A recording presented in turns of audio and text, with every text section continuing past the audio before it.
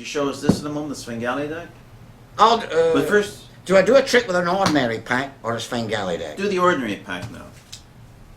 Or whatever you like. I'm going to do it. I'm going to do a Svengali deck. All right, so this Because the whole book's taken up with this pack of So cards. you've sold this all over the world. All over the world. All right, let's and see it's this. driven me nuts. It's driven me bonkers. But here you go. Oh, this is a browser dense Svengali. These are very good quality. I'm used to selling terrible quality. I believe in protecting the secrets of magic. When I sell these cards to the public, there's no chance they're going to do it. I feel very good about that. I wouldn't be able to sleep at night if I thought they could do it. Right, okay. Anyway, some of them, I started people off as magicians. Kids that have bought these cards off me. And one guy became a world champion magician. He went for a competition in Blackpool. John Kimmons. He was 6 years old, and he came on Central Pier in Blackpool, and his mother bought him a pack of these 6 cards. years, that's young for a trick deck. His mother bought, which is remarkable because his mother was from Yorkshire. So she bought the pack of cards. What did they sell for? Do you remember back then?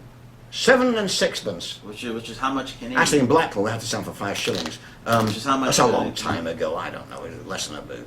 Like $2. Oh, it's stupid. Anyway, I sell them for $10 now. What am I talking about? Oh yeah. I'm trying to remember how to do this trick. My brain's gone. I've been doing it for 50 years, this trick, and I've forgotten how to do it. No, 40 years. I can't remember how long I've been doing it. All right, reach in, take any card you like, have a look at it. You won't forget that 6 of diamonds, will you? Jolly good. We British are clever, you know. That's how we won the empire. Not quite sure why we lost it. Now, we got the 6 in the middle, goes in the middle. All you do is you knock on the door. It does answer the door. Now, I do have the 6 of diamonds somewhere. The question is, where is the 6 of diamonds?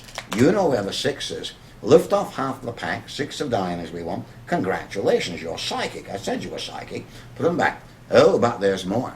Now there we are. There's the ace of spades. Take the ace with your thumb on top. Yes, that's your thumb. What a remarkable looking thumb you have. Wave it in front of you and say quack, quack. Quack, quack. What a strange magic shop owner. Turn the card over. Amazing. Now there's a bit more yet. What about this one? Now look. In the middle, we got the 6. On the top, we got the ace. If I put the ace down here, the 6 in there, why is the ace 6 down here, the ace up there?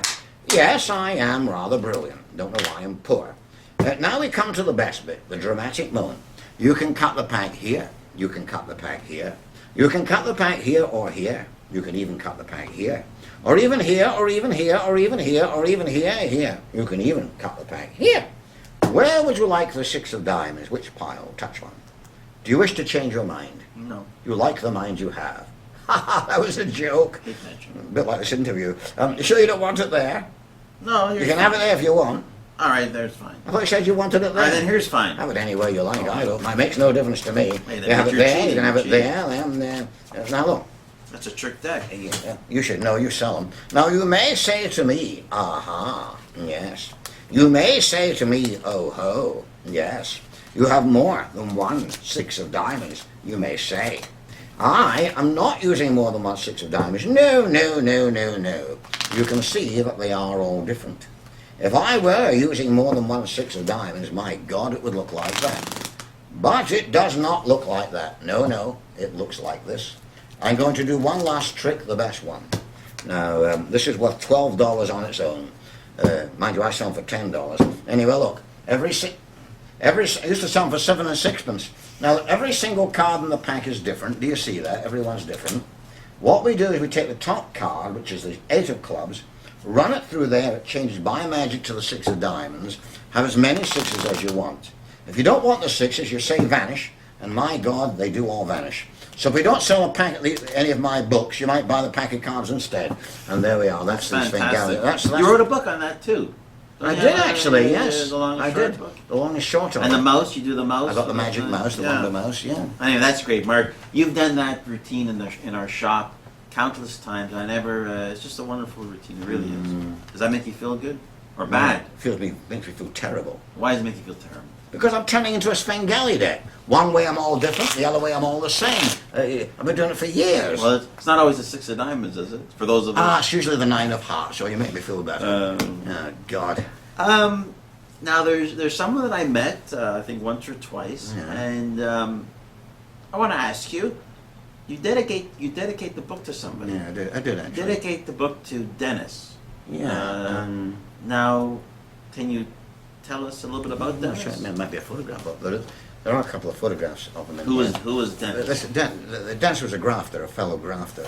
He Mm. passed away while I was writing the book. He's a friend, obviously a friend of yours. Yes, for many years.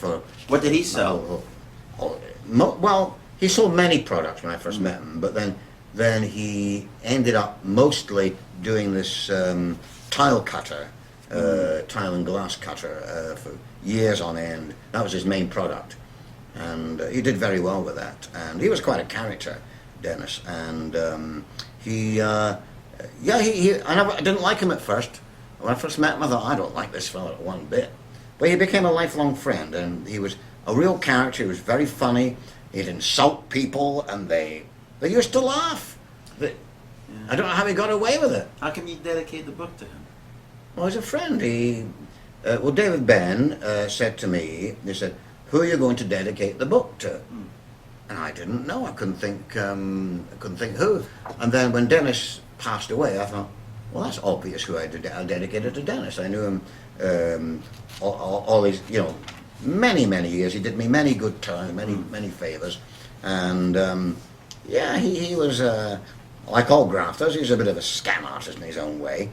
But he was a good friend. And so his wife lives near Toronto. I was the very first book that came off the press, the very first one.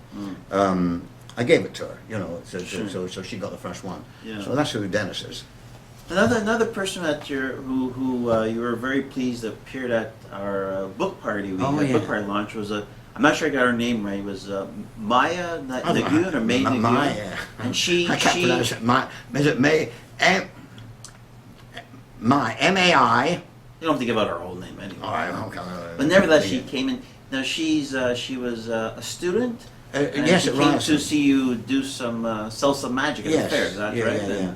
Yeah. Well, what happened there is that she was given an assignment by her professor to I don't know, for some reason unfathomable to the professor says, we'd like you to do a piece on magicians. Absolutely no. I mean. Oh, really? The professor came up with that. Yeah, I think so. I mean, I don't know the whole. I think it was, unless he said something to do with about performing arts. But I think, if I've got it right, the professor said, "Can you do a piece on magicians or something?" I don't know. Anyway, maybe the professor was an amateur magician. I really don't know, and I may have the story wrong about that.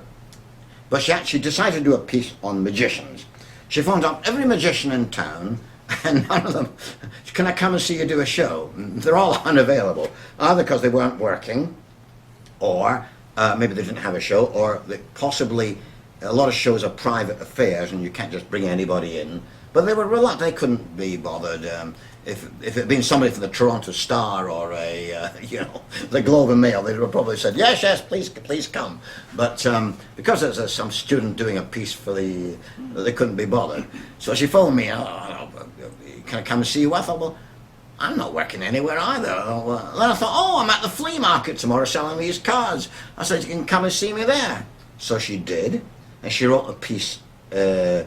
She came, she stood all day watching, and she took notes. This was quite a few years ago. It was her first year at Ryerson, and she wrote that piece and sent me a copy of it. And I liked it very much. And then many years later, I thought, well, I'm writing this book.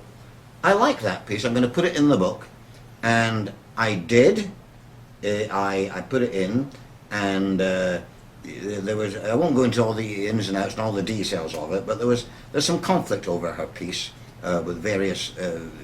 She won an award. She won an award. Yeah. She won it. There was my original publisher didn't really want it in, but then she won this award, the Jerry Gladman Memorial Scholarship in Journalism, for this piece. Isn't that amazing? Yeah, she won. Yeah. She made more money out of the flea market than I did, which gave me the raving needle. But anyway, so she won that, and I had a very good feeling. I felt very pleased about that, and we invited to the book launch. I think she enjoyed it, and and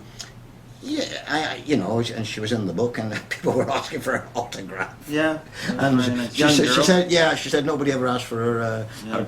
So I was very pleased, and I finished off the book with it, and I put it on the back cover. So Yeah. And I wish her luck in her journalism career.